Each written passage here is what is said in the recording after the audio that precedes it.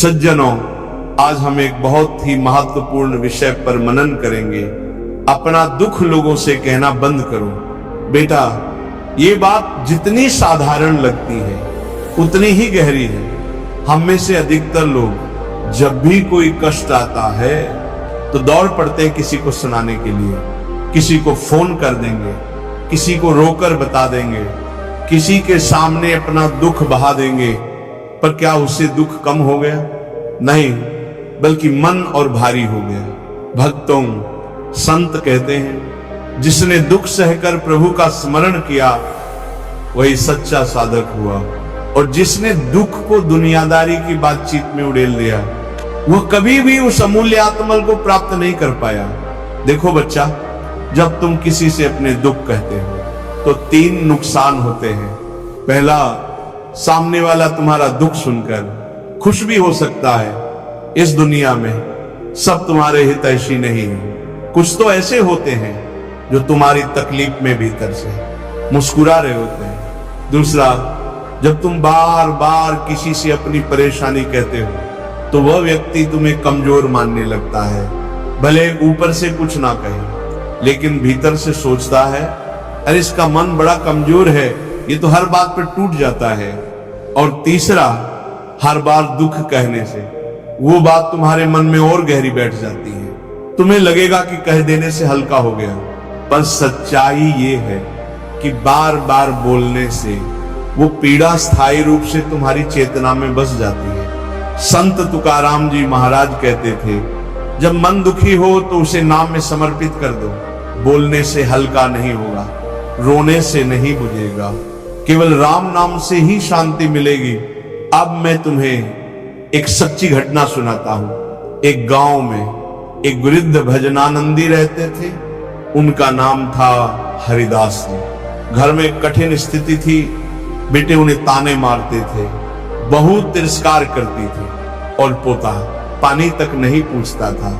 लेकिन 70 वर्ष की अवस्था में भी उनका चेहरा शांत रहता था। गांव के कुछ लोग बोले, बाबा तुम्हारे जीवन में इतनी परेशानी है, फिर भी तुम्हारे चेहरे पर इतनी शांति कैसे? हरिदास जी बोले, मैं दुख को भगवान से कहता हूं, दुनिया से नहीं।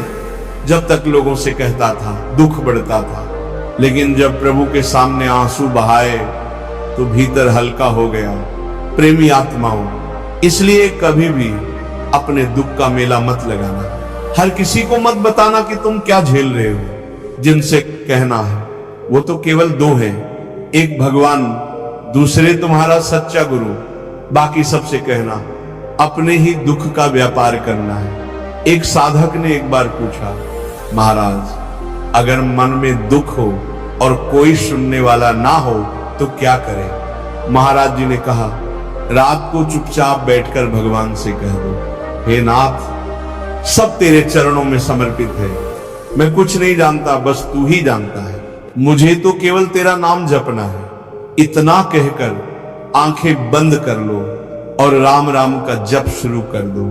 देखना, जिस मन ने पहले दुख से सिहरन महसूस की थी वही मन बाद में आनंद से भर उठेगा। भजन प्रेमियों, अगर तुम चाहते हो कि मन मजबूत हो तो नाम जप को अपना सहारा बनाओ। लोगों को अपनी तकलीफें सुनाने से कुछ नहीं होगा, बल्कि उनकी दृष्टि में तुम गिर जाओगे और फिर एक दिन वही लोग तुम्हारा मजाक भी बनाएंगे।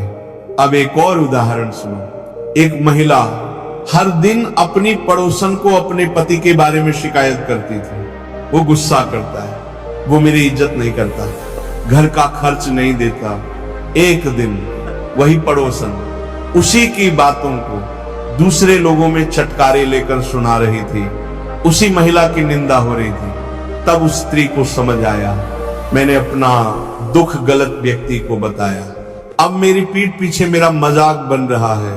प्यारे भक्तों, हर कोई तुम्हारी भावना को नहीं समझ सकता, हर कोई तुम्हारी पीड़ा को नहीं महसूस कर सकता।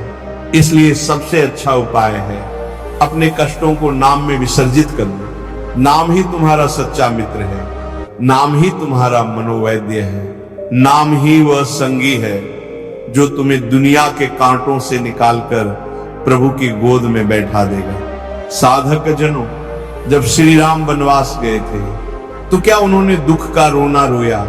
नहीं, उन्होंने प्रभु की इच्छा मानकर उसे अपना सौभाग्य माना।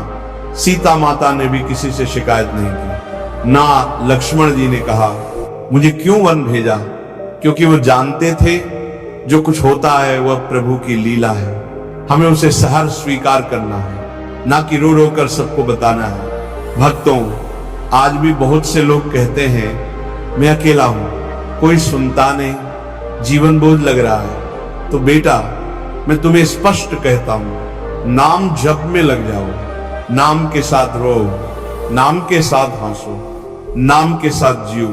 फिर देखना, किसी को कहने की जरूरत ही नहीं पड़ेगी। तुम्हारा मन इतना हल्का हो जाएगा कि दूसरों को सांत्वना लगोगे।